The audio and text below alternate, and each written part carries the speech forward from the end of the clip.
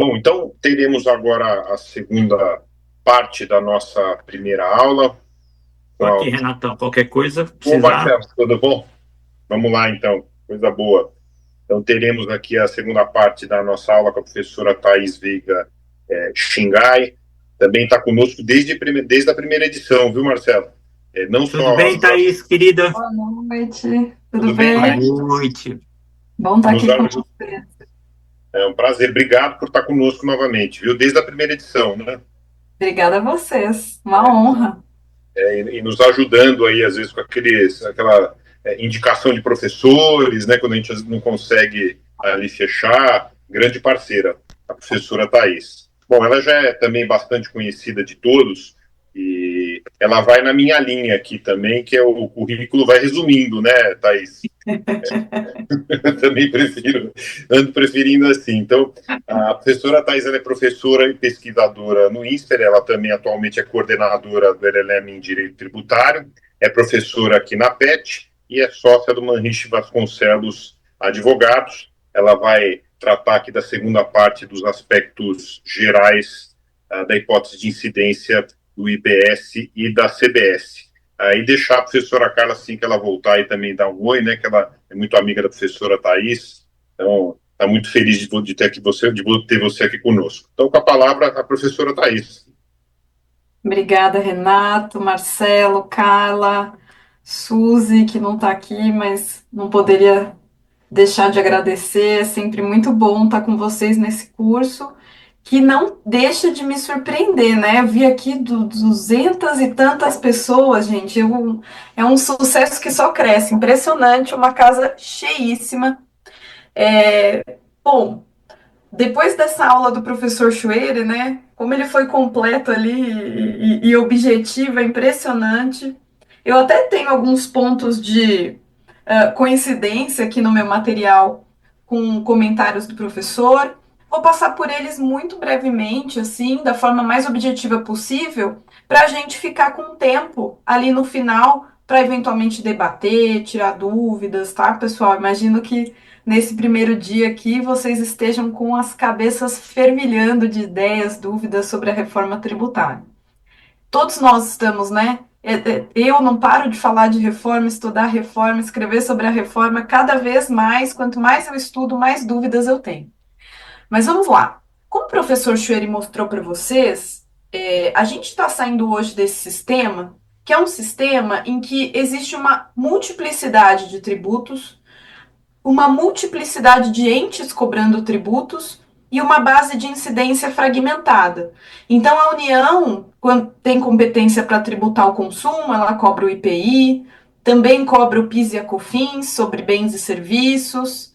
Os estados, por sua vez, cobram ICMS sobre bens e alguns serviços, né? Aqui a gente tem o telecomunicações, transportes, e os municípios cobram o ISS sobre serviços.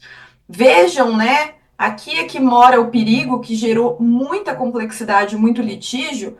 A gente tem zonas de intersecção entre essas competências tributárias. E isso aqui, historicamente, acabou sendo objeto de muito conflito entre os entes e entre os fiscos e os contribuintes. Né? A gente tem aquela discussão clássica. Eu fiquei aqui quietinha ouvindo pelo celular a aula do professor Chueri. Ele comentou da evolução tecnológica, né? E aí eu me lembrei daquela discussão dos softwares, que antigamente a gente discutia se o software ele era um bem ou ele era um serviço. Aí a jurisprudência dizia: depende. Se for um software de prateleira, aquele prontinho que a gente só compra e usa, é bem, é mercadoria, né? Agora, se for um software personalizado, customizado, aí ele envolveu um esforço humano que prevalece, portanto, é um serviço. Depois vem o STF e diz não, alguns anos depois, não, não, software é sempre um serviço, porque eu uso por meio de um licenciamento, né?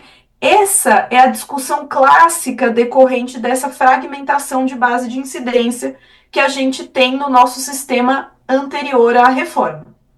Como é que a gente tratou esse problema, né? Como é que se buscou tratar esse problema?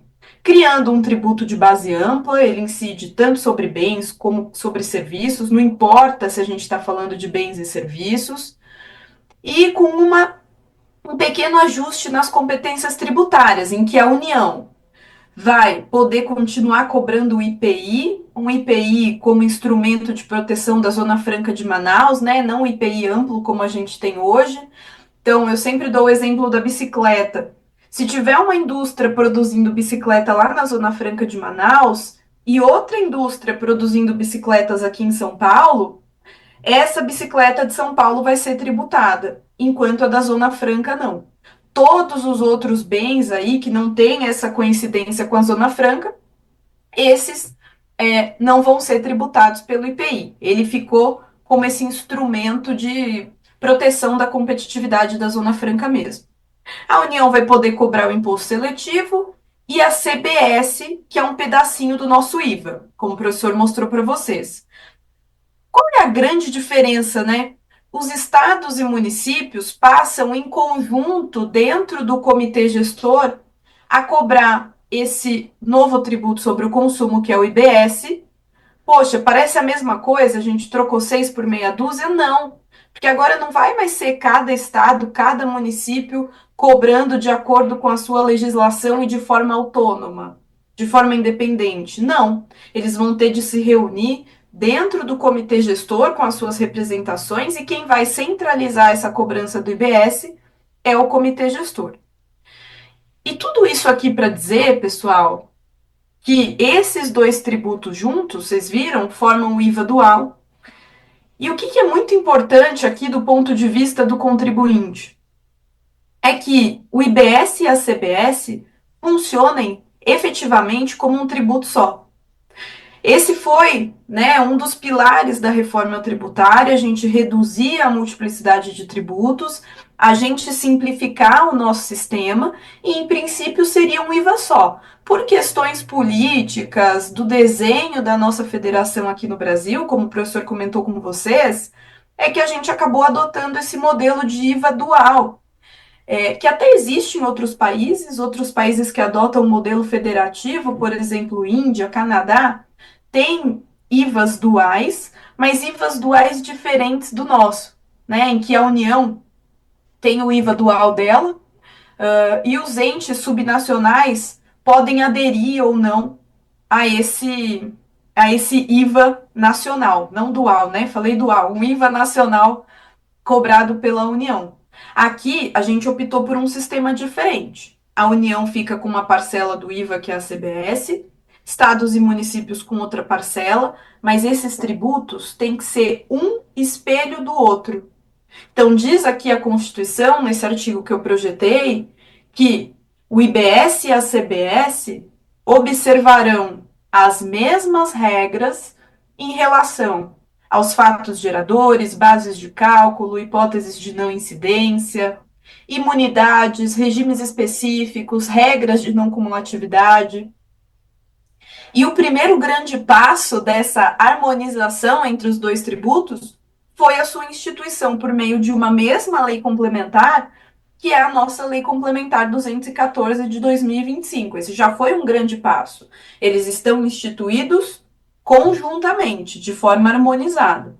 O cuidado que eu penso que a gente tem que tomar agora, né, é com o que vai acontecer abaixo da lei complementar, porque o IBS e a CBS vão ser regulamentados, CBS pela Receita Federal, que vai administrar a contribuição, e IBS pelo Comitê Gestor. A gente agora, como país, né, como sociedade, o que a gente precisa vigiar é para que essas regulamentações também corram harmonizadas, sempre de mãos dadas. E mais, para que esses tributos depois não se separem no contencioso, né? A gente sabe que existe um projeto de lei, o projeto de lei 108, que ainda está lá no Senado. Ele é o projeto que cria o comitê gestor do IBS e ele é o projeto também que trata sobre o contencioso. Esse é um aspecto, gente, o contencioso, fundamental para simplicidade, para neutralidade, para equidade que são pilares dessa reforma tributária que nós estamos fazendo aqui no Brasil. Então, esse desenho apropriado do contencioso, hoje, acho que é um dos pontos que mais me tira o sono, assim, na reforma tributária. A gente já passou por tantos desafios, agora resta esse para a gente trabalhar. Bom, então temos o modelo de IVA dual, e eu gosto sempre aqui de relembrar sobre as origens do modelo de IVA, o que é um IVA, né? O que é um imposto sobre o valor adicionado. O IVA, ele já vinha lá na literatura econômica, sendo estudado pelos economistas e tal, e eles tinham uma discussão que era, tinha o time que era a favor do tributo cumulativo sobre o consumo. Eles diziam assim, olha, tributo cumulativo sobre o consumo, que é cobrado em várias etapas da cadeia com uma alíquota bem pequenininha, é muito bom, porque é um tributo simples. Todo mundo paga e é fácil de recolher, não precisa ficar controlando o crédito. E aí outros economistas diziam que não, que o IVA, o tributo sobre o consumo cumulativo, ele parece bom por ser simples, mas ele vai gerando uma série de distorções ao longo da cadeia. Porque o tributo vai incidindo sobre ele mesmo, em cascata. Isso faz com que a tributação não seja transparente, como o professor Chueri comentou, né? Ninguém sabe, numa cadeia cumulativa, quanto se está pagando de tributo. Não só porque um tributo incide sobre o outro, como acontece aqui no Brasil, mas também porque a cadeia acaba não sendo neutra. E aí, pessoal, a carga tributária vai variar muito de acordo com a estrutura dos agentes de produção, de distribuição, né? Depende se a indústria está no estado A ou no estado B, se ela colocou um distribuidor no meio do caminho, que fica ali entre a indústria e o atacadista, tudo vai impactar a carga tributária. E aí acabou vencendo nessa disputa aí o time tributo não cumulativo. E finalmente, em 1954, a França institui pela primeira vez um IVA, um tributo não cumulativo, que incide em todas as etapas da cadeia de industrialização e de distribuição de um determinado bem. Esse IVA, esse modelo de IVA acabou se mostrando muito eficiente em termos de arrecadação, em termos de fiscalização, e ele foi se disseminando pelo mundo. Hoje, com o Brasil, eu coloco aqui por mais de 170 países, porque aí eu não preciso atualizar, mas hoje com o Brasil eu acho que são 176 países que adotam o modelo de IVA. E a lógica do IVA é incidir sobre o valor adicionado.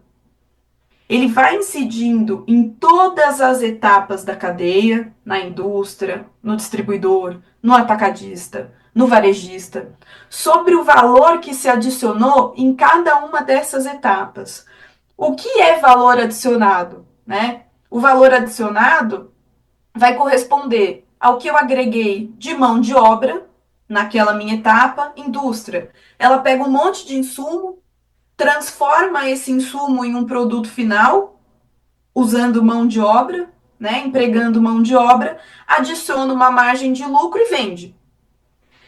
O valor adicionado, portanto, vai ser a mão de obra mais a margem de lucro. E o IVA, um IVA bem desenhado, né, ele vai incidindo somente sobre o valor adicionado. Ele não incide sobre custo de produção, sobre insumo, ele não incide sobre outros tributos, de modo que o imposto que o consumidor final vai pagar sobre esse produto, quando ele chegar lá no finalzinho da cadeia, vai ser exatamente o que foi sendo recolhido em cada etapa, tá? Premissa disso é que a base de incidência seja ampla para o imposto incidir sobre todos os atos de consumo, independentemente de serem bens, de serem serviços, de serem intangíveis, e cada agente da cadeia vai recebendo um crédito sobre o IVA que incidiu na etapa anterior. Tudo isso para viabilizar essa tributação somente do valor adicionado em cada etapa, tá? É um tributo, essa é uma super mudança no nosso sistema, né? É um tributo sobre o consumo que incide no destino, no local de consumo, não mais na origem. Quando a tributação sobre o consumo ela é desenhada na origem, a gente acaba tributando a produção, ainda mais quando ela é cumulativa. O IVA tem que ser um imposto sobre o consumo. O ICMS lá no passado foi pensado como um IVA, né? Mas ele acabou virando uma outra coisa, se distanciando desse modelo aqui. Para que a gente tenha um bom IVA, um IVA simples, que não gere custos de conformidade desnecessários, é importante, isso é um consenso na literatura, que o IVA tem que ter a menor quantidade possível de alíquotas. Tá? Para a gente não ficar tendo esse trabalho que existe no nosso sistema hoje, de ficar fazendo classificação fiscal, né? Em qual código eu coloco? Se vai no código A é a alíquota X, se vai no código B é a alíquota Y. Quanto mais alíquotas a gente tem, mais difícil fica fazer essa classificação fiscal. E aí aqui eu até me lembrei de um caso, que é o caso dos Jaffa Cakes lá no Reino Unido, né? Que lá, pessoal, o IVA europeu ele é um IVA mais antigo e que foi pensado muito como um IVA sobre mercadorias. E no IVA europeu, a gente tem muitas exceções, né? Muitas regrinhas ali, alíquotas diferentes para determinadas situações. E no Reino Unido, que tem também um dos IVAs mais antigos do mundo, o que, que o que é tradição no Reino Unido? É a hora do chá, né? O chá com bolinho. E aí, uma empresa lá, é a McVitie's, ela fabrica esse snack, que é o Jaffa Cake, super tradicional também, lá na Inglaterra, no Reino Unido, e entendia a empresa que o produto dela era um bolo. Bolo não paga IVA no Reino Unido, justamente por conta dessa tradição, tá? Já os biscoitos pagam IVA. E aí, a empresa discutia com o fisco se o Jaffa Cake ele era um bolo ou um biscoito. E o argumento da empresa era muito engraçado, assim, muito divertido, porque ela dizia, olha, o bolo, quando ele fica velho, aí, agora eu não sei se eu tô trocando uma coisa por outra, mas era alguma coisa assim. O bolo, quando ele fica velho, ele endurece. E o biscoito, quando fica velho, amolece. Então, aqui o Jaffa Cake é bolo porque ele endurece. Enfim, agora eu não estou me lembrando exatamente o que acontece com um, o que acontece com o outro. Mas o argumento era mais ou menos assim. Então, esse é um aprendizado para a gente carregar aqui no Brasil. E tudo bem, agora a gente já passou pela PEC, a lei complementar está pronta, mas quando a gente for ter ideia de mudar a lei complementar, de questionar os tratamentos diferenciados lá no judiciário, a gente pensar que quanto mais exceções à alíquota padrão a gente criar, mais porta para esse tipo de contencioso que é engraçado, mas ao mesmo tempo é triste, né? Que custa para o contribuinte, custa para o fisco, e a gente fez a reforma tributária justamente para acabar com esse tipo de discussão, né? O professor Chueri comentou com vocês sobre os novos princípios constitucionais que a reforma tributária previu expressamente na Constituição. São princípios, pessoal, que trazem aqui para dentro da nossa Constituição, expressamente, características de um bom sistema tributário que a gente vai encontrar lá na literatura internacional. A literatura, quando vai falar do que é um bom sistema tributário, o que é um bom IVA, vai dizer que um bom sistema ele tem que ser transparente, ele tem que ser simples, tem que ser transparente, tem que ser equânime, assegurando a justiça tributária. E tudo isso foi positivado, colocado dentro da nossa Constituição. Também se colocou na nossa Constituição a neutralidade, que é um dos outros pilares de um bom sistema de tributação, né? No sentido de que a tributação ela não deve interferir nas escolhas dos agentes econômicos. Então, uma indústria, eu acho que tem alguém com áudio vazando, pessoal. Uma indústria, ela deveria escolher, a indústria farmacêutica, ela deveria escolher onde ela vai se instalar, pensando, olha, onde é que está o meu mercado consumidor? Onde é que estão os meus fornecedores? Né? A maior parte dos meus fornecedores. Ah, tá na região sudeste? Então faz sentido do ponto de vista logístico, operacional, que eu fique por ali. Mas não, a gente tem os incentivos fiscais hoje que nos induzem a adotar um outro comportamento. Não estou dizendo que a indústria farmacêutica esteja errada, ela está certa, ela está usando o sistema disponível da forma mais racional possível, tá? Mas a gente acaba gerando ineficiências operacionais, ineficiências logísticas por conta do sistema tributário. Esse é um sistema que não é neutro, né? E agora a neutralidade é uma diretriz, é um princípio obrigatório que deve reger o IVA, o IBS e a CBS. Ainda olhando para a Constituição ali no artigo 156A trouxe as principais características do delineamento do IBS e também da CBS, né? Se a gente for olhar esse artigo aqui, ele fala do IBS, só do IBS. Mas o artigo 195, parágrafo 16 da Constituição, diz que praticamente todas as características do IBS se aplicam à CBS, seguindo aquela lógica de dois tributos que caminham juntos, de mãozinhas dadas, um olhando para o outro, sempre em sintonia e felizes. Tá? Essa é a lógica lá do parágrafo 16 do artigo 195. E a Constituição, pessoal, ela trouxe para a gente esse desenho de um tributo, como eu comentei, de base ampla. Um tributo que vai incidir, que deve incidir sobre todos os atos de consumo.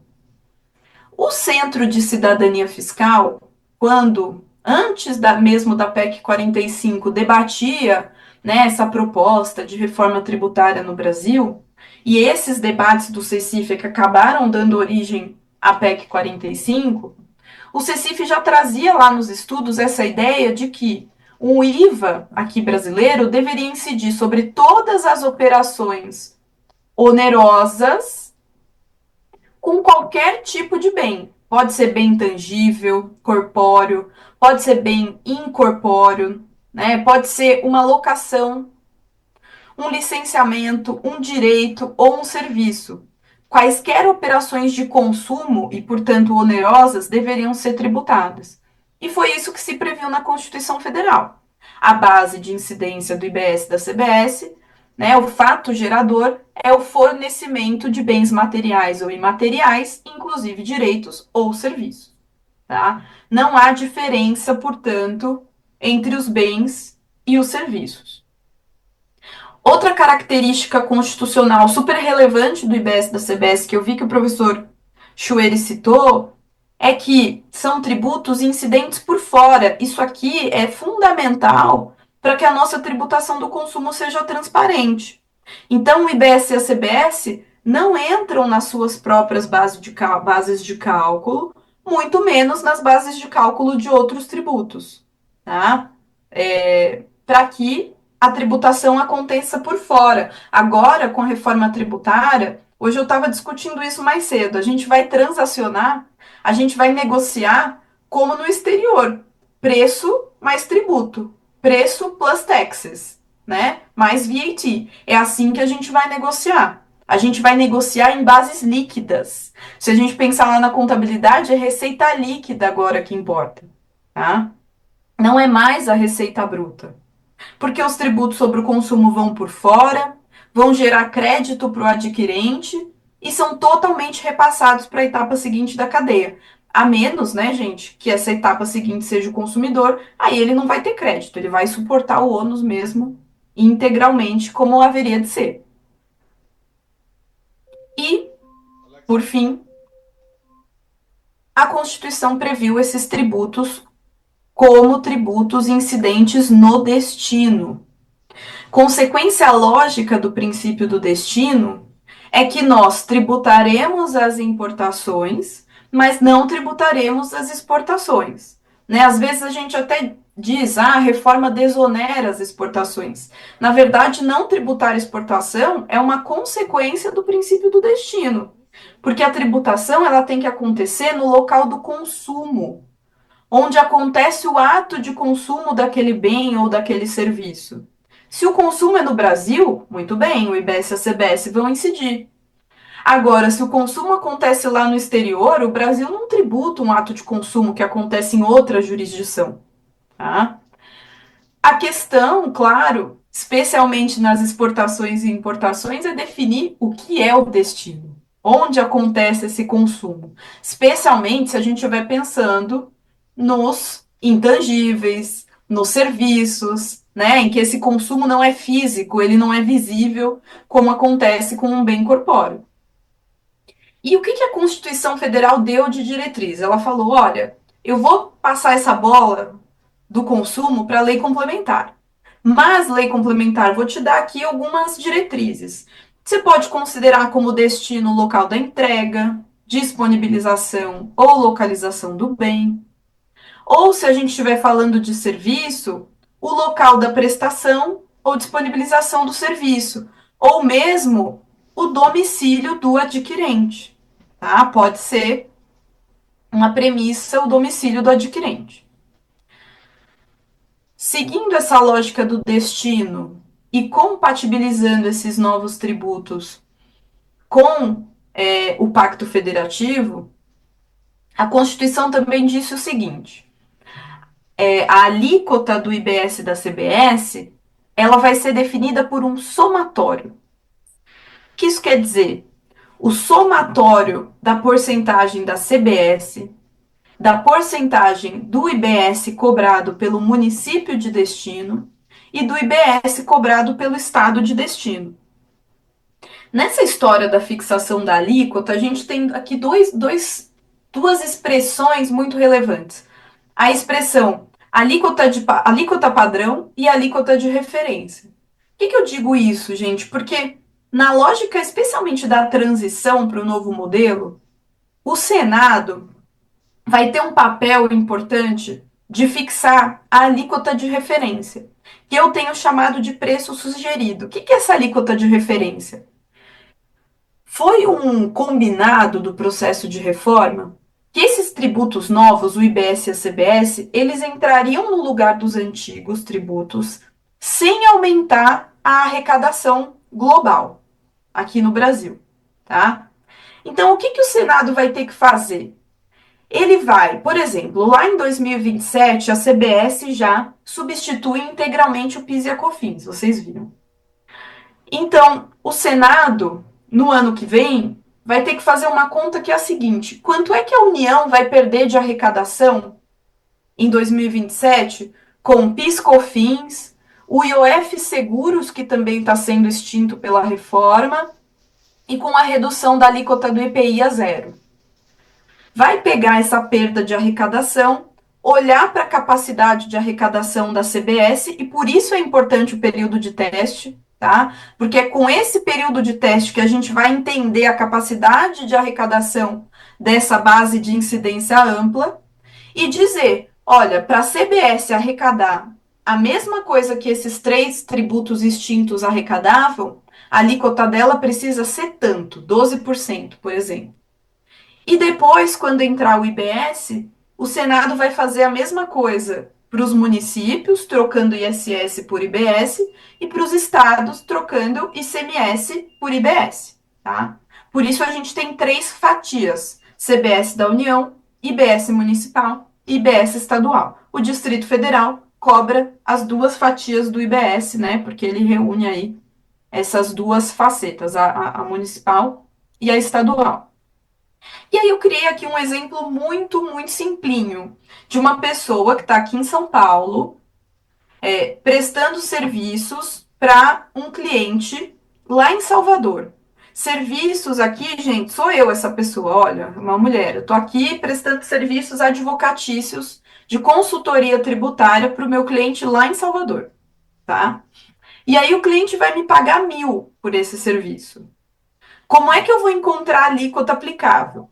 Bom, eu vou ter que encontrar a alíquota da CBS. Essa vai ser sempre a mesma, tá? Porque a CBS é nacional, é federal, aliás.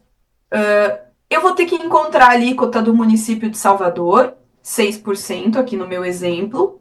e a alíquota do IBS cobrada pelo estado da Bahia, 10% no meu exemplo. Muito bem, a alíquota total dessa operação ficou em 28%. Eu vou emitir uma nota total de 1.280. Preço mais IVA, tá? Por que eu digo que a gente vai ter que olhar efetivamente para as alíquotas do ente de destino se o Senado vai fixar uma alíquota de referência? Porque essa alíquota de referência, ela não necessariamente vai ser igual para todo mundo, ela é uma sugestão. Uma sugestão. Mas para manter a autonomia dos estados e municípios, sobretudo para tributar, eles ficaram autorizados a aceitar ou não essa alíquota de referência. Então, os estados e municípios, na hora de fixarem a alíquota padrão, podem seguir o preço sugerido ou não, tá? Se quiserem, podem sim cobrar uma alíquota acima ou abaixo da referência. A expectativa sempre foi, né, de que não o façam, porque como a referência é conhecida, se o Estado resolve cobrar acima da referência, a mensagem que ele está passando para a população é: eu quero aumentar a arrecadação. Se ele resolve cobrar abaixo, a mensagem que ele está passando é: eu quero abrir mão de arrecadação. Mas é muito provável que haja, né, cobranças acima e cobranças abaixo dessa referência fixada pelo Senado, tá? Pensando em simplicidade, gente, eu sei que vocês vão ver isso mais para frente.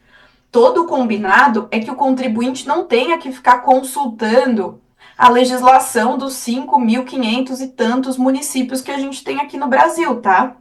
E nem que o contribuinte tenha que ficar emitindo nota fiscal em cada município. Não. Vai haver, tende a haver um sistema uniformizado, informatizado, uma plataforma única que o contribuinte vai acessar, né? Dizem que a gente vai informar lá o CPF do cliente, o CNPJ, o sistema vai identificar o domicílio dele, informar as alíquotas e mandar o IBS para o lugar correto, tá? Para o ente de destino correto. Isso aqui pensando tanto em aspecto quantitativo quanto espacial, né, do IBS e da CBS, que se confundem muito nessa hipótese de incidência. E aí, descendo ali para a lei complementar, pessoal, o que a gente tem? Que o IBS e a CBS têm por fato gerador, muito parecido com o que a gente viu na Constituição, as operações com bens materiais ou imateriais, inclusive direitos ou com serviços. O que é um bem, diz a lei? Ah, é qualquer. Aí aqui eu anotei PLP, mas já é lei complementar. Qualquer bem material ou imaterial. E serviço? Tudo o que não é bem, tá? Vejam que a base é ampla o suficiente para alcançar qualquer ato de consumo. E qualquer ato de consumo envolve diferentes espécies de operações onerosas, tá? Não precisa necessariamente ser uma venda no sentido tradicional, uma alienação. Não precisa ser um serviço especificamente. Pode ser uma permuta de bens, pode ser uma dação em pagamento, qualquer transação que carregue onerosidade, como uma locação, tá? As locações que hoje não pagam ISS vão, tá? A locação de equipamentos vai pagar o IBS, tá? Vai ficar sujeita ao IBS. Licenciamentos, licenciamento de software, vai ficar sujeito ao IBS. Mútuos que sejam onerosos, tá?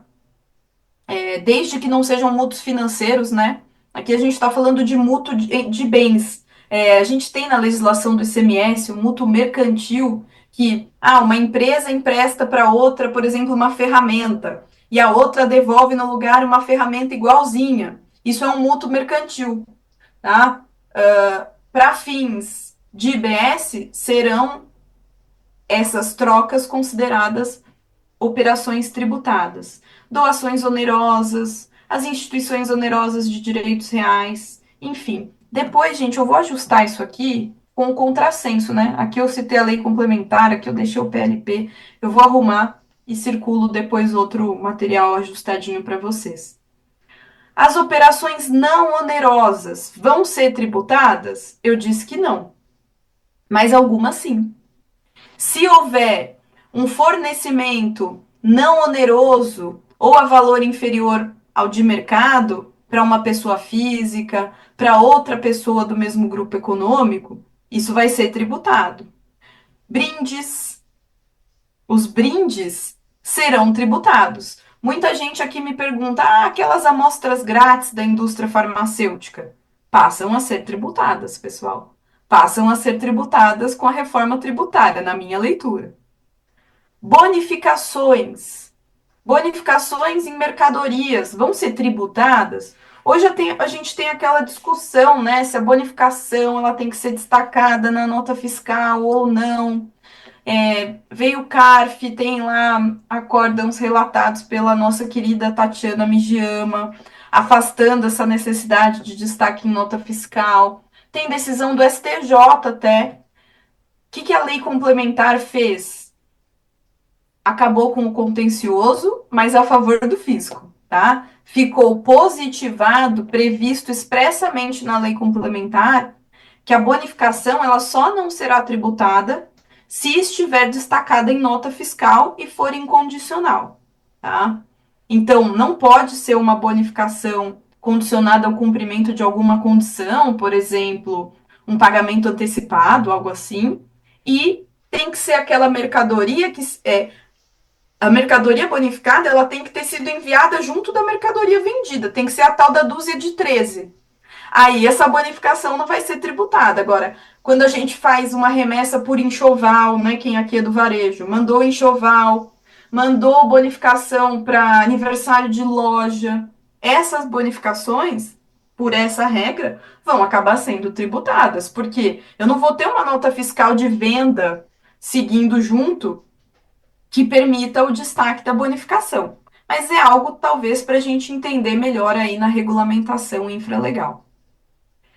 Os combustíveis, vocês vão ver lá na aula de regimes específicos, eles ficaram sujeitos à alíquota específica, a ADREM, que é aquela por metro cúbico, por volume comercializado. Nesses casos, a bonificação sempre vai ser tributada, diz a lei complementar.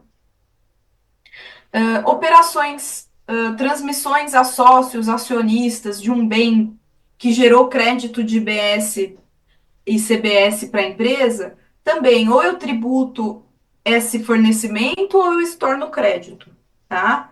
Porque se eu transferir o bem para o acionista, significa que eu não vou usar na minha atividade econômica tributada. Então, eu não posso manter o creditamento na empresa.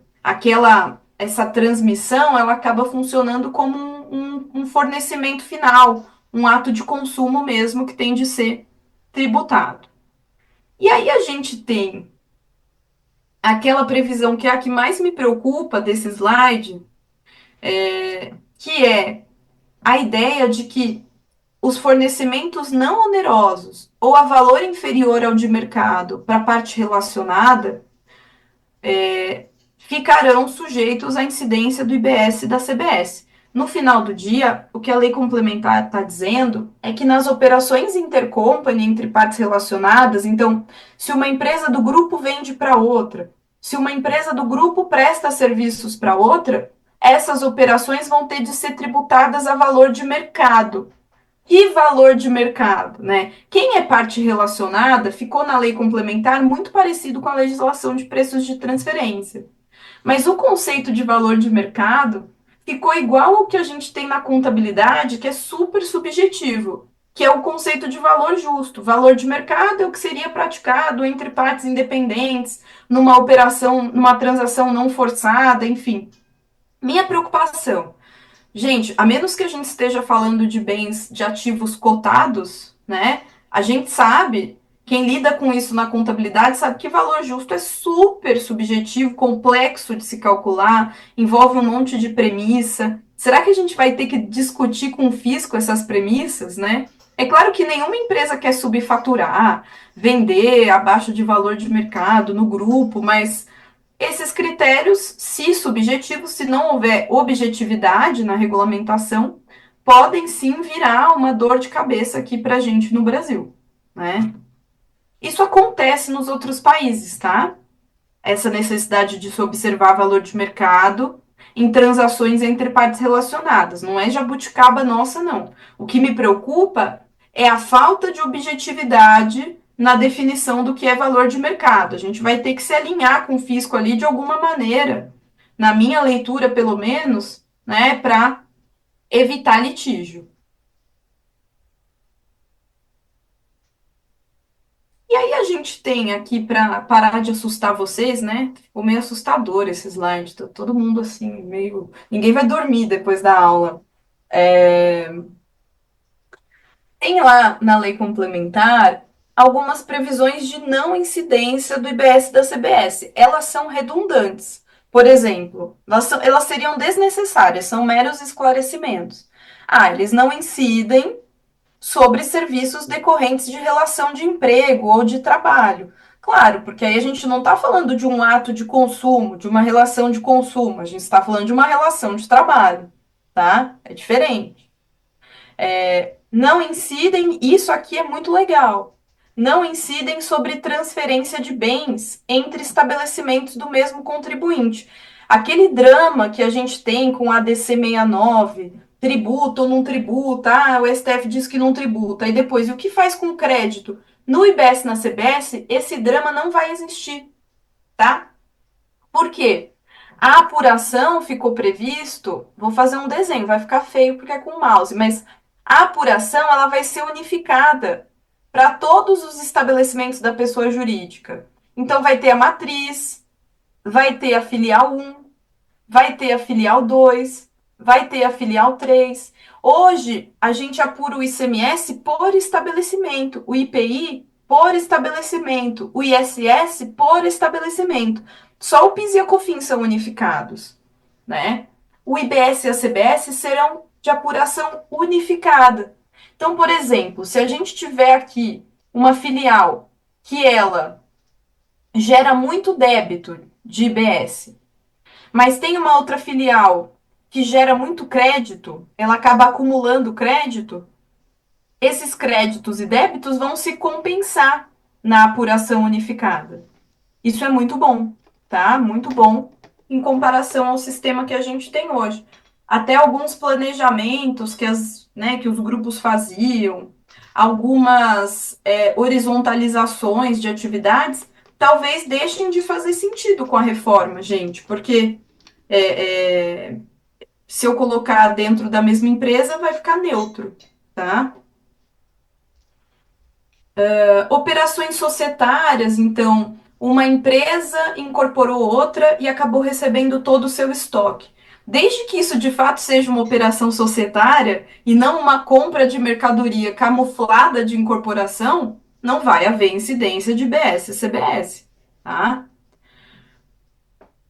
Isso aqui também é muito legal em comparação ao sistema que a gente tem hoje, né? Hoje, empresa do regime não cumulativo de PIS/COFINS, quando recebe uma receita financeira, paga 4,65% de PIS e COFINS sobre a receita financeira. Como é que vai funcionar no IBS e na CBS? A CBS entra no lugar do PIS e da COFINS e ela não incide sobre rendimentos financeiros, a menos que o contribuinte seja uma instituição financeira, tá? Mas essa é uma diferença relevante. E as doações não onerosas também não vão ser tributadas. E aí, me encaminhando aqui para o fim, gente, depois eu vou dar uma olhadinha aqui no chat, eu vi que tem vários pontos. Critério espacial, né? Onde incidem o IBS e a CBS? Isso aqui vai ser relevante especificamente para o IBS, né? Em que o ente de destino é aquele que vai receber a arrecadação do imposto. A gente viu a questão do somatório, e aí o que eu gosto de trazer aqui são essas regras de determinação do local da operação que foram previstas na Lei Complementar 214. Então, atendendo aquele comando constitucional, a Constituição disse, né? Lei complementar, se vire, você vai definir o local da operação.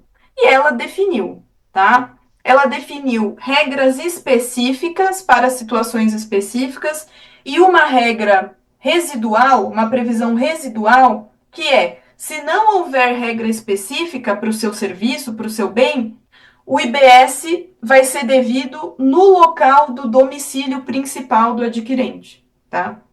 Então, a regra geral, gente, ficou o domicílio principal de quem compra o bem, de quem toma o serviço. Regras específicas. Se for uma operação com bem móvel, tá? Ah, fui lá na Casas Bahia comprar um celular. Comprei o celular na loja. Onde que vai ser o local da ocorrência do fato gerador? É ali na loja, tá? Uma venda presencial. Se a loja for em Osasco, lá no exemplo que o professor Chueri deu, em que Osasco cobra menos IBS, eu vou pagar menos IBS, ainda que o meu domicílio principal seja em São Paulo, capital, tá? Agora, em vez de ir até a loja em Osasco, eu comprei pela internet e o celular foi entregue aqui na minha casa. Onde vai ocorrer? Qual é o ente de destino? Aí vira São Paulo, capital, tá? Na operação não presencial. Tem uma regrinha curiosa que é a dos veículos. Para veículo automotor, não importa onde eu compre, tá? Eu posso ir lá, tô passeando lá em Natal, decidi comprar um carro lá em Natal e volto com ele dirigindo, já pensou? Meu Deus, do jeito que eu passo em buraco, eu ia chegar aqui já totalmente desbalanceado o carro. Ia ter que fazer uma revisão chegando aqui em São Paulo. Mas eu fui lá e comprei, adorei o carro, comprei e trouxe para São Paulo. Eu fiz uma compra presencial na loja, na concessionária em Natal. Mas o IBS, ele vai aqui para o município de São Paulo, onde está o meu domicílio principal.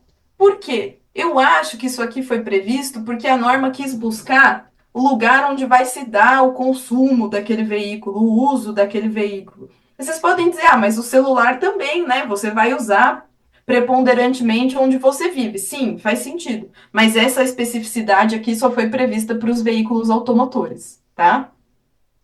Se eu comprar um barco lá em Natal, a regra já é outra. Só para veículos automotores. Para bens imóveis.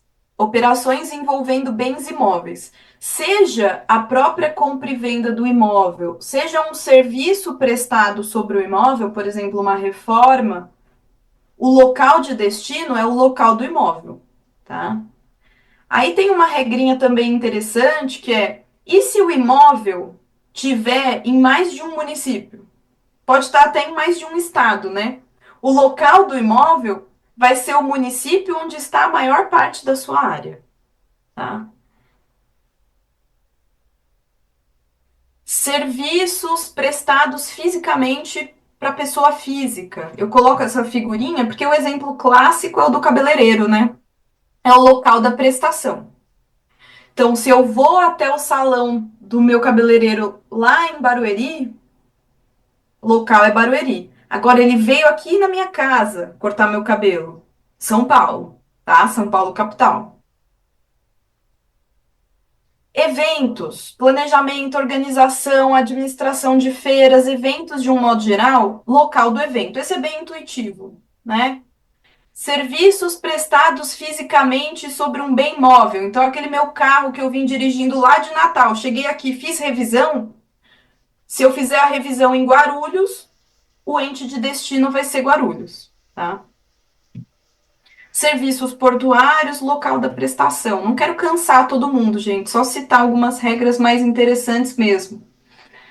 Transporte, esse também é interessante. Se for transporte de passageiros, peguei um táxi, local do início do transporte. Ele pode me pegar aqui em casa, em São Paulo, e levar lá para Osasco. O IBS vai vir para o município de São Paulo. Agora, transporte de carga é o local do fim do transporte, o local da entrega. Tá? Então, se pegou lá em Osasco a carga e entregou na minha casa aqui em São Paulo, de novo, o IBS vem para o município de São Paulo, tá? Exploração de via, as concessionárias de rodovia, por exemplo. Onde é que elas vão pagar o IBS? Porque pensa, a Dutra, por exemplo, ela passa por vários municípios, até mais de um estado. Para onde vai o IBS? Vai para o território de cada ente onde a rodovia passa, proporcionalmente à extensão da via explorada naquele estado, naquele município. Telefonia fixa, onde fica o terminal. Outros serviços, gente, né, que não tenham uma regra própria, aí vão cair naquela regra geral ou residual de local do domicílio principal do adquirente, tá? Aí a gente olha para o endereço que, pelo que a gente espera, será o endereço que está cadastrado no CPF, o endereço cadastrado no CNPJ, tá? Eu até esses dias, acho que ontem, estava acompanhando uma discussão lá no NEF, muito interessante, sobre essa questão do domicílio principal. E a Melina Rocha, né, que sabe tudo de experiência internacional envolvendo IVA e tal, ela estava comentando que em outros países, geralmente, o domicílio principal, ele, ele é obtido não a partir de um cadastro de contribuinte, ele é obtido, por exemplo, a partir do endereço que foi informado ao vendedor, do endereço que está lá cadastrado no cartão de crédito. Por quê? Isso eu não tinha essa noção. Assim, em outros países, o número de seguridade social, né, o Social Security Number, que é o equivalente aqui ao nosso CPF, é uma informação sigilosa, que você jamais chegaria lá na boca do caixa e falaria o seu CPF para alguém, tá? Em outros países, porque dá para pegar esse número e acessar benefícios da pessoa. Aqui no Brasil, não, a gente tem a cultura de informar o CPF, né, de usar o CPF, usar o CNPJ. A gente fala o nosso número de cadastro de contribuinte até pessoa física. Então, para nós, ficou como regra o CPF e o CNPJ, tá? E aí tem uma regrinha específica também da energia elétrica, que vai ser nas operações destinadas a consumidor final o local da disponibilização. A gente pode ter os casos de geração, transmissão, distribuição, comercialização, que a regra muda aqui para o local do domicílio principal do adquirente, tá? Mais uma regrinha específica. E aqui deixei para vocês essa ideia do que é o domicílio principal, né? O que é esse tal domicílio principal? Para a pessoa física, diz a lei complementar, é o local da sua habitação permanente, né? Se ele tiver mais de uma habitação permanente, onde ele tem as relações econômicas mais relevantes. Ah, de repente eu fico morando um tempo aqui em São Paulo, uma parte da semana eu moro aqui, outra parte da semana eu moro na minha casa lá em Serra Negra. Qual é a minha habitação permanente? São as duas. Mas eu trabalho aqui em São Paulo, meu escritório está em São Paulo, eu dou aula no INSPER em São Paulo, eu dou aula na PET em São Paulo, na FIPECAF em São Paulo. Minhas relações econômicas estão, né, de forma preponderante na capital de São Paulo, do estado de São Paulo. Então, esse vai ser um critério usado para identificar qual é o meu domicílio principal, tá? No caso de pessoa jurídica, o domicílio principal, ele vai ser identificado como cada estabelecimento para o qual o bem ou o serviço está sendo fornecido. E aí, se a compra foi feita pela filial 1, vai ser esse o local de destino. A filial 2 vai ser aquele o local de destino.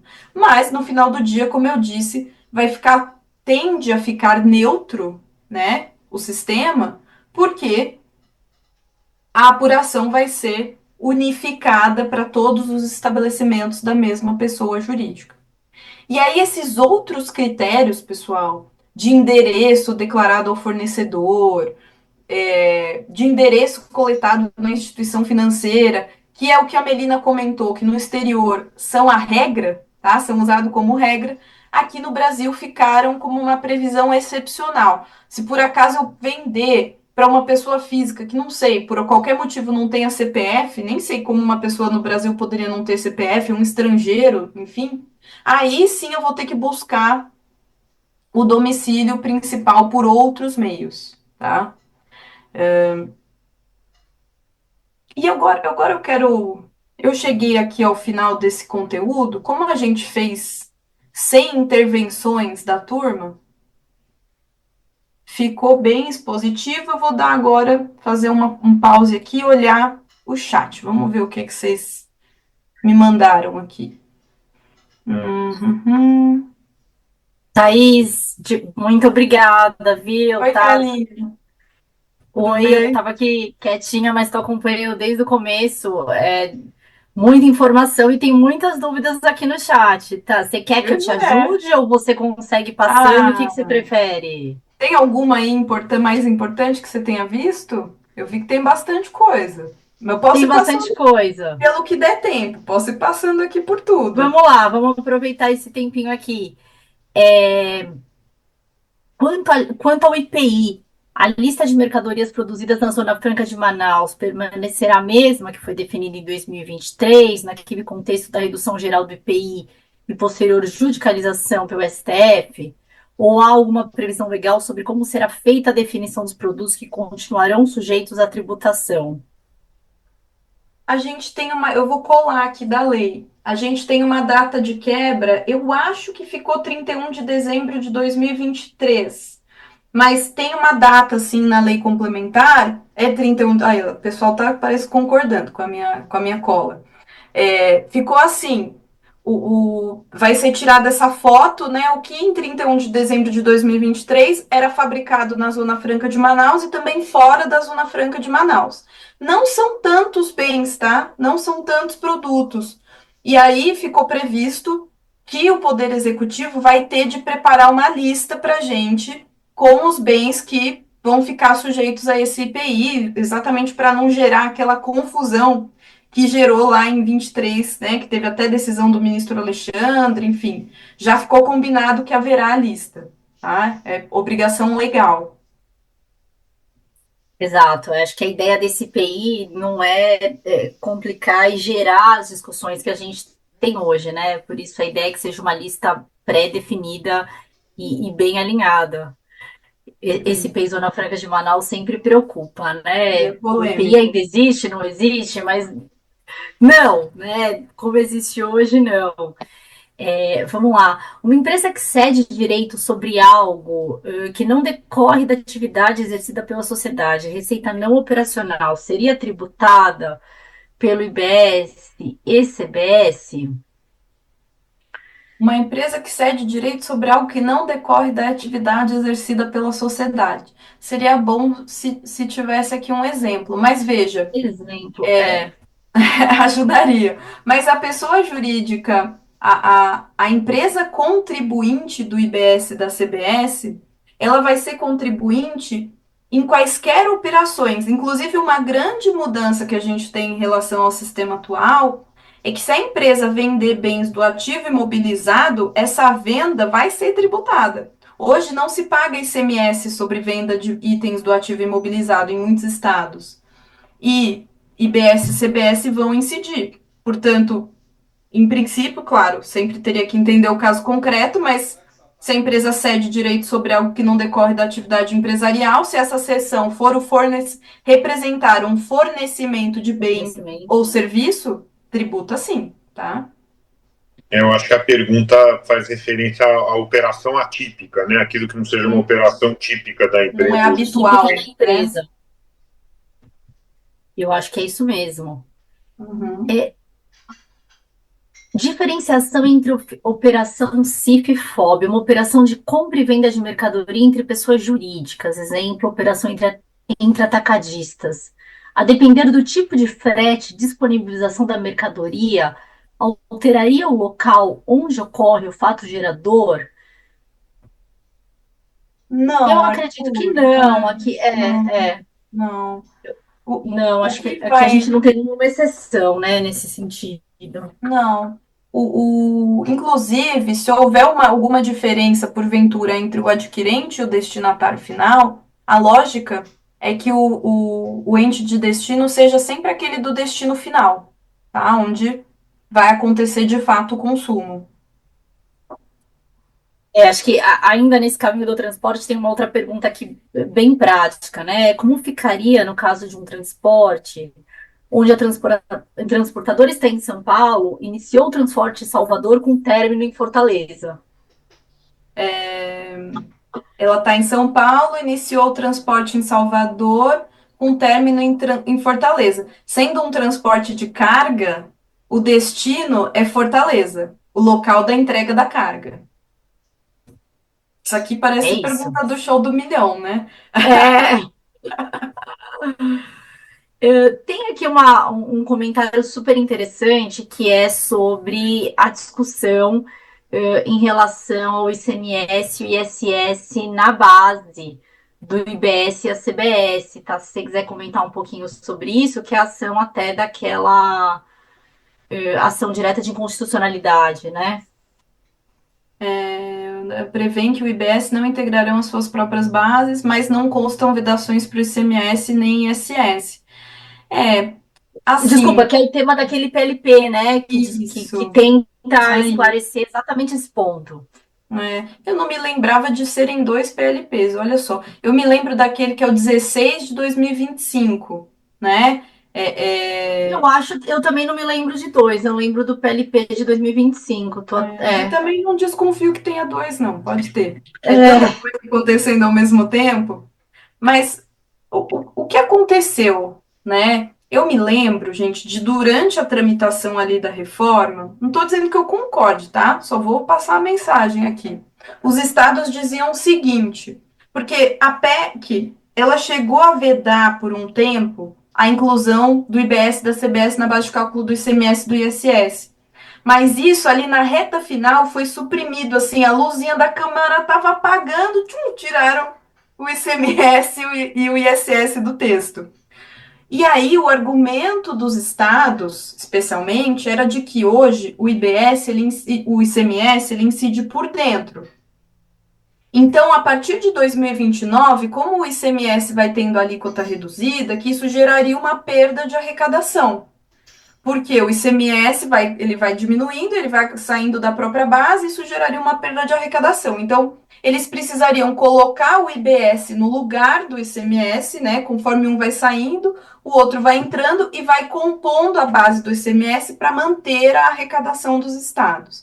Esse foi o argumento ali que se apresentou no Congresso e que funcionou. Agora, a gente vai depender da legislação de cada estado efetivamente prever o cômputo do IBS e da CBS na base de cálculo do ICMS. Existe vedação? Não existe. Minha opinião, e até é algo que o professor Chueri comentou, né? Se isso acontecer, a gente vai ter aí uma leva de contencioso, tá? É mais um contencioso para os advogados nadarem de braçada. Não acho, isso eu já falei publicamente, assim, eu não acho que seja a mesma discussão do tema 69 de repercussão geral, da exclusão do ICMS da base de cálculo do PIS e da COFINS. É uma discussão um pouco diferente. Até a discussão contrária, né, do PIS/COFINS na base do ICMS, a gente tem tido jurisprudência desfavorável. Não é uma discussão tão fácil, mas se estamos falando exatamente o que o professor Scherer falou, assim, eu concordo plenamente. Se estamos falando de tributos sobre o consumo incidentes por fora, como eles podem ser computados na base de cálculo de outros tributos? Não faz sentido. É uma deturpação do sistema que a reforma traz. E mais, gente, a gente viu que o combinado não é que o comitê gestor calcule a alíquota de referência olhando exatamente para a perda de arrecadação que os estados vão ter. Então, assim, esse argumento de perda de arrecadação, para mim, ele não faz sentido. Não faz sentido, porque não deve haver perda de arrecadação. Isso teria que ser calibrado lá na alíquota, tá? Então, assim, o tempo dirá. Não significa que vai ser computado na base, mas os estados podem fazer se quiserem comprar essa briga, tá? tem uma outra dúvida aqui que eu acho que é uma discussão bem interessante também em relação à prerrogativa que os estados e municípios têm de definir as suas alíquotas pós período de transição. E aí tem duas perguntas sobre o tema. Primeiro, se há um limite em relação a essas alíquotas que podem ser definidas pelos estados e municípios, e se isso pode ser um risco em relação à própria promessa do fim da guerra fiscal. Muito bom. Não há um limite, tá? O senador Eduardo Braga, especialmente, ele tinha, né, ele teve uma pauta dele muito própria de colocar um limite à alíquota do IBS da CBS. Quando a PEC 45 passou pelo Senado, ele colocou o teto de referência, lá no artigo 130 do ADCT. Quando o PLP 68 passou pelo Senado, foi colocado lá em um artigo que eu não me lembro qual, um limite da alíquota de referência de 26,5%. Então, na primeira revisão quinquenal das alíquotas que a gente vai ter, que vai acontecer em 2033, acho que em 34, olhando para 33, o Senado vai ter de verificar se a alíquota de referência ficou dentro desse limite de 26,5%. E se ela tiver ultrapassado esse limite, o Senado vai ter que propor ajustes, por exemplo, aos regimes diferenciados para voltar a alíquota de referência a 26,5%. Eu até acho, eu até tenho considerado inconstitucional essa previsão, porque, só um comentário à parte, assim, os regimes diferenciados, por exemplo, o desconto da saúde lá, Renato, ele está previsto no artigo 9º da emenda constitucional 132. E ele e os outros tratamentos diferenciados, que são as reduções de alíquota, diz a Constituição, vão poder ser revistos se for verificado que não há custo-benefício naquela redução de alíquota. Então, que não valeu a pena, sabe? Que nem teria acontecido um aumento de preço significativo na comunicação institucional, por exemplo, que está lá com redução de alíquota. E aí a gente pode rever os tratamentos, porque deixaram de fazer sentido. Agora, não para reduzir a alíquota de referência. Não há previsão constitucional para isso. Agora, de uma forma ou de outra, esses dois tetos, eles são tetos de alíquota de referência, que é uma sugestão. Não há teto para a alíquota dos entes. E nem poderia haver, porque isso acabaria violando o pacto federativo, enfim. Então, não há teto, tá? Não há um limite. Uma pergunta aqui, como fica a tributação com partes relacionadas? Acho que você comentou um pouquinho desse ponto, né? A gente tem até uma discussão curiosa aí em relação à aplicação das regras de preço de transferência no contexto das operações entre partes relacionadas, tá? Se você quiser falar mais um pouquinho sobre isso. Essa aplicação da lógica de arm's length ao IVA existe na experiência internacional, tá?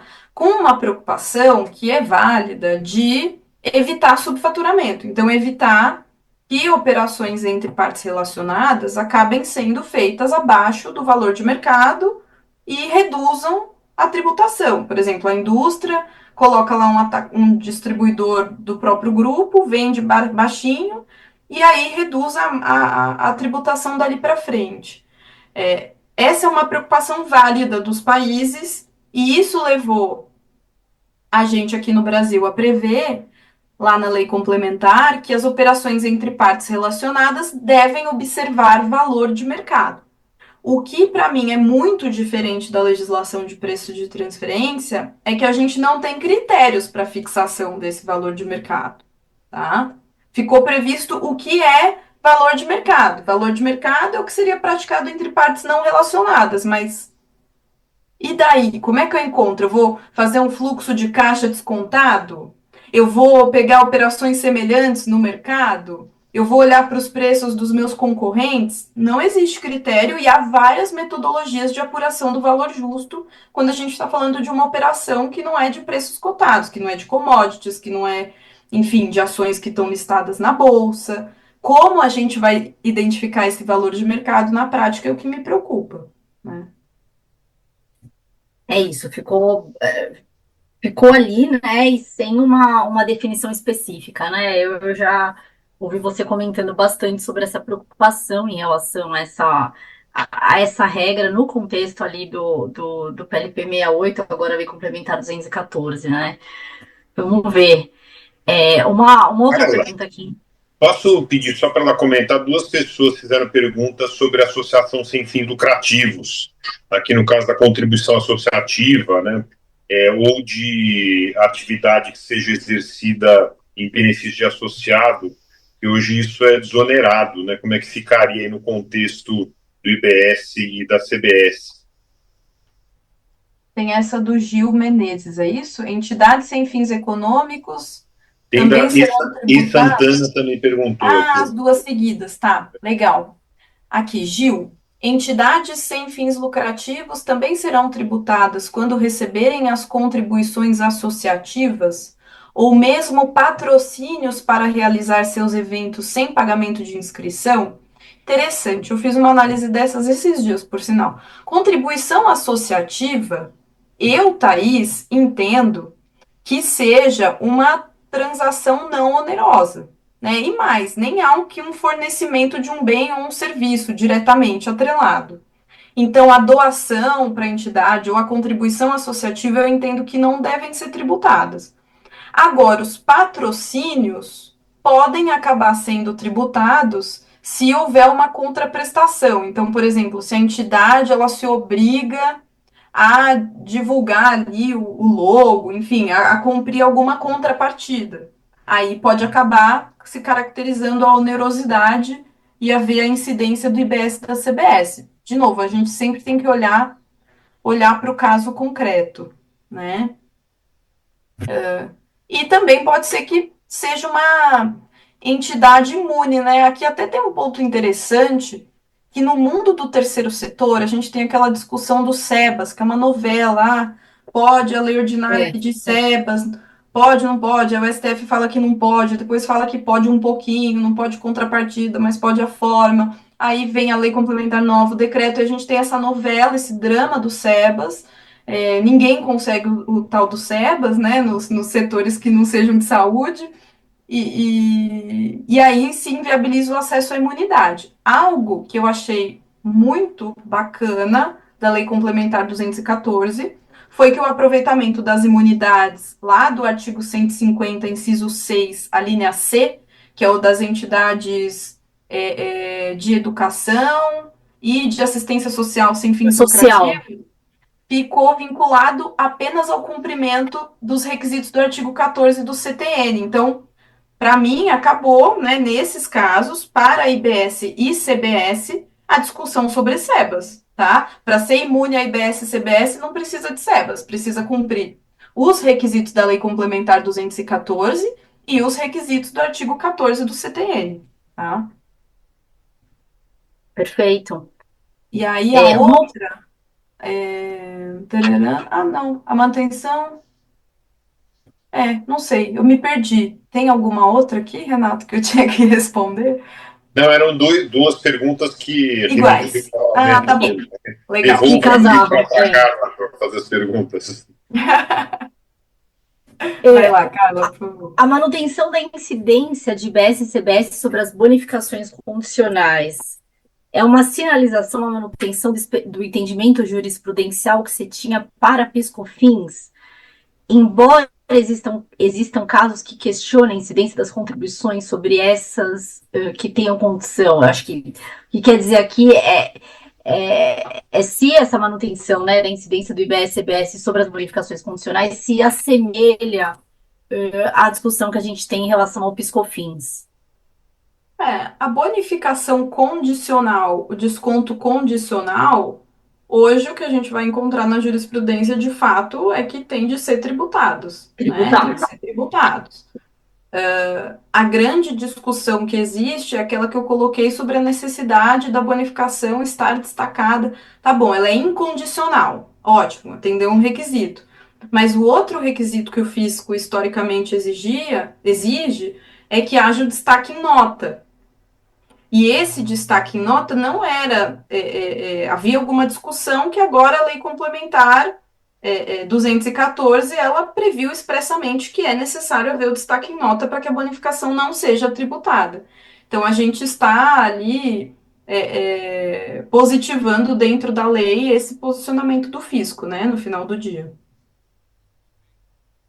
Agora tem uma daquelas que são pegadinhas, tá? E No, no caso de um prestador de serviço de São Paulo, vamos lá, vamos devagar. No caso de um vou pegar uma prestador de caneta. serviço, no caso de um prestador de serviço de São Paulo, que presta serviço para um cliente também de São Paulo, mas para a unidade de Salvador, na Bahia. A alíquota do IBS deve ser de qual localidade? Se for aquele serviço que fica na regra geral de incidência no local do domicílio do adquirente, e se essa unidade da Bahia for um estabelecimento lá na Bahia, que é o que eu estou entendendo, iria o IBS para o estado da Bahia, o município de Bahia. Salvador. É. Me parece que é isso também. Uhum. Consignação mercantil industrial será tributada pelo IBS, CBS? O que é uma consignação mercantil industrial? Me ajuda aí, pessoa que perguntou. Também tô pensando aqui. Foi o Renato Ricardino que perguntou. Renato, se você quiser exemplificar, fica. A consignação industrial é quando você remete, né, transfere a posse para o industrial e aí a operação depois ela é considerada como ocorrida, né, a venda propriamente dita, quando vai o insumo ele é utilizado no processo industrial. Tipo uma industrialização Ah, entendi. Que hoje Entendi. não é tributado pelo ICMS, né? Deve ir com diferimento, suspensão, alguma coisa assim. No IBS, na CBS, gente, eu diria que vai ser tributado, tá? Porque tudo é tributado, né? Porque é tributado. Agora, o que É. a gente também precisa é tirar um pouco das preocupações do sistema antigo, porque como no IBS, na CBS, a gente vai ter a não cumulatividade plena, essa tributação também ela tende a ficar neutra. Tudo bem, vai haver um desencaixe ali, um desembolso do imposto, mas ele vai gerar um crédito, ele vira uma moeda, né? Depois para ser compensado, ressarcido, enfim.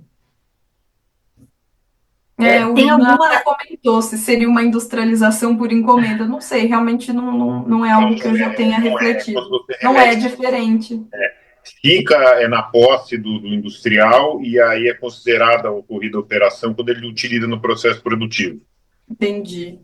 Ah, tá bom. Ele pega os insumos em consignação. Entendi. Entendi. Provavelmente, nesse caso, vai ser tributado quando ele consumir. Ou se ele pagar antes, né? Porque na lógica do IBS da CBS, o momento da ocorrência não está no meu job description da aula, mas o momento da ocorrência do faturador é o pagamento ou o fornecimento que ocorrer Que primeiro. aconteceu antes. Tem algumas perguntas aqui sobre a questão do valor de mercado. Eu acho que isso a gente já comenta um pouquinho que de fato não tem uma definição, né? Tá? Enfim, tem margem de dúvida. Aqui tem uma dúvida que eu acho que é legal sobre cost sharing. Fornecimento não oneroso, como cost sharing para o exterior e interno. Haverá incidência do IVA dual? Então, gente, eu sempre entendi que não deveria haver, tá? Eu sempre entendi que não deveria haver. Se a gente vai falando, por exemplo, daquele cost sharing de back-office, de departamento administrativo tradicional, tem uma empresa no grupo que centraliza todo o back-office e compartilha essas atividades com as outras empresas. Na minha visão, esse compartilhamento não representa o fornecimento de um serviço administrativo. São apenas empresas do mesmo grupo econômico que, por motivos de racionalidade econômica, estão compartilhando aquela estrutura. Mesma discussão que a gente teve no sistema atual, né? Tem que cobrar ISS. Não... É a mesma discussão que a gente tem. Aqui no estado de São Paulo, por exemplo, tem lá no TJ decisão dizendo que esse compartilhamento é prestação de serviços e incide o ISS. Então, é a mesma discussão, tá? Que vai acontecer no mundo do IBS da CBS. A questão é que não tem nenhuma previsão que proteja o cost sharing na Lei Complementar 214, tá? Mas, por exemplo, tem solução de divergência da Receita Federal vinculante dizendo que não incide PIS/COFINS. Então a gente vai retroceder e vai discutir a CBS, enfim. O cost sharing é algo que me preocupa muito, tá? Porque eu sinto um risco de um retrocesso nessa discussão. Em relação ao entendimento que foi bastante avançado, pelo menos para o cost sharing nacional, né?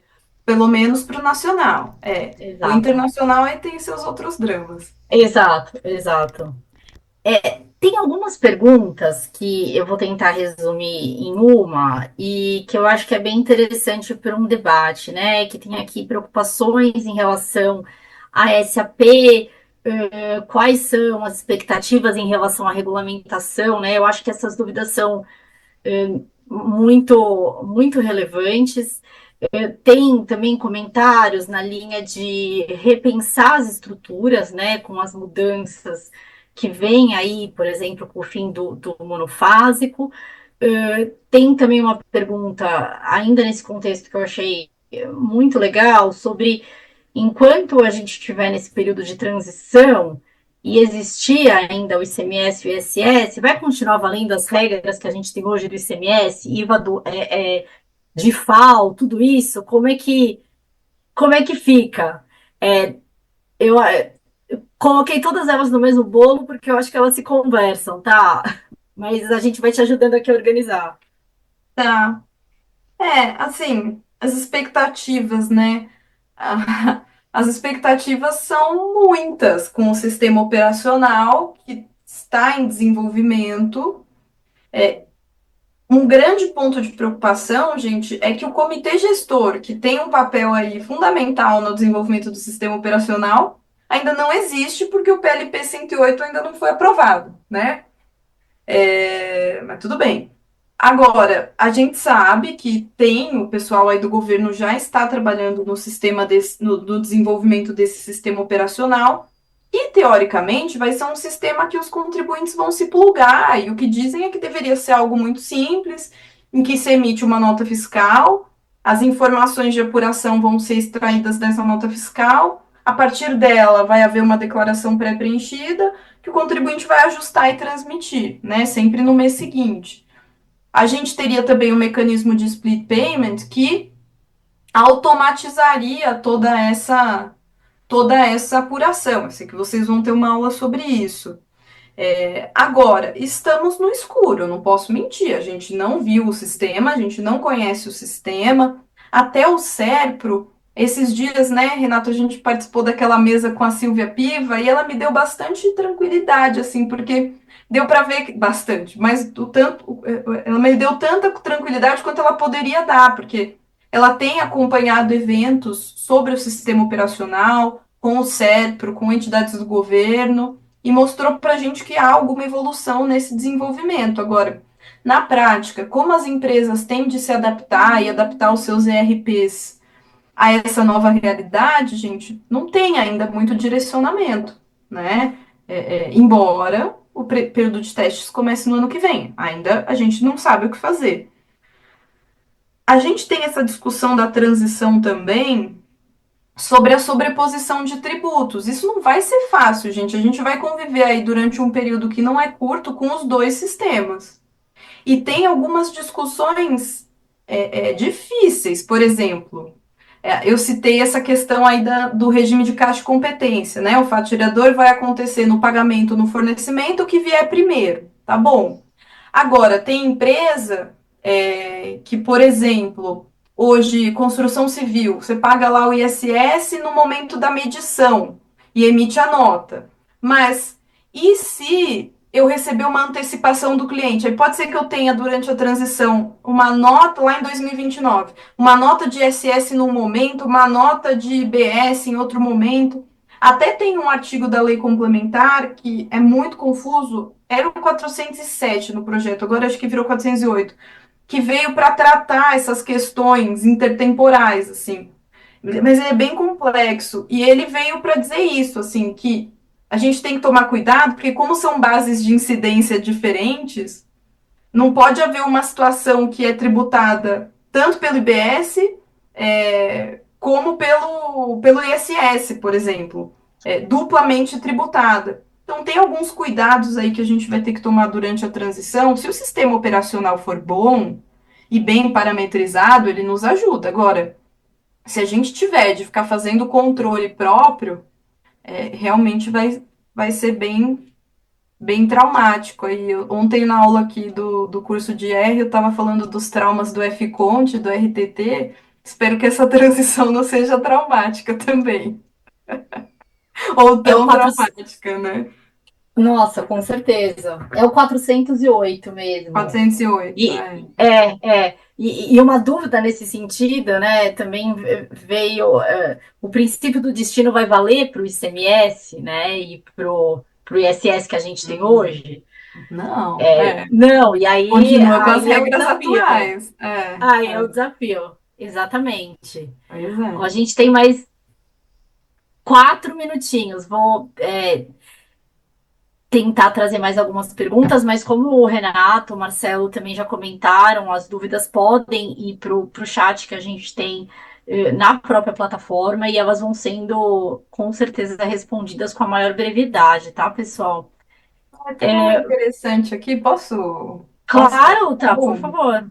Tem uma aqui assim: a incidência de IBS e CBS no caso de recebimento de verbas financeiras de fornecedores para subsidiar operações varejistas. Isso aqui é bonificação, né? Hoje em dia, que eu chamo de bonificação, eu estou meio datada, mas o pessoal está chamando de verba comercial. Então, no varejo, o fornecedor, ele dá lá, ele faz uns rebates, ele deposita dinheiro na conta do cliente. Essa é a forma hoje, né, mais comum de se bonificar. Aquela história de dúzia de 13 ficou no passado. E vai haver IBS e CBS sobre essa verba comercial que o varejista recebeu da indústria? Eu entendo que não, porque essa verba não é um fornecimento de bem e serviço. Hoje tem a discussão se incide PIS e COFINS sobre isso. Mas no novo regime, não. A CBS entra no lugar do PIS e da COFINS, mas ela entra um outro espírito, uma outra roupa, tá? Não é sobre receita, né? Não Parece, é mas sobre receita, exato. É um tributo sobre consumo. Receber a verba comercial representa um ato de consumo? Não, tá? Não. Agora, tem muito industrial aí da alimentação, de alimentos e bebidas, que hoje toma crédito de PIS e COFINS sobre essas verbas comerciais. Não vai tomar crédito de IBS, CBS também, tá?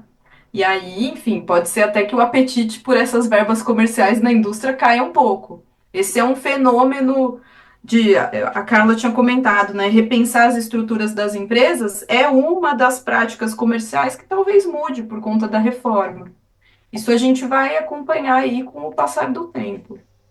Né? Muita pergunta legal, gente, muitos pontos interessantes. Eu vou fazer uma última perguntinha, tá? Porque tem umas 3 pessoas que mostraram interesse, que é o ponto do pagamento de royalties de uso de marcas de terceiros. Posso entender? Vou fazer as 3 perguntas de uma vez. Posso entender que o pagamento de royalties de uso de marca de terceiros terá incidência de IBS e CBS? Professora, patrocínio pago, atletas, pilotos, por exemplo, para divulgação da marca, terá a tributação do IBS e da CBS? E aí a Viviane também reforçou que tem curiosidade sobre esse ponto dos royalties. O pagamento de royalties de uso da marca de terceiro, sim. Ele vai ser um fornecimento de um intangível que está na base de incidência e é tributado. Agora, o patrocínio pago ao atleta, por exemplo, para divulgação da marca, eu diria que sim também, seguindo aquela mesma lógica do patrocínio da entidade, né? A divulgação da marca que é quase que um serviço lato sensu. Pode ser que sim, a ser estudado, mas em princípio eu diria que sim.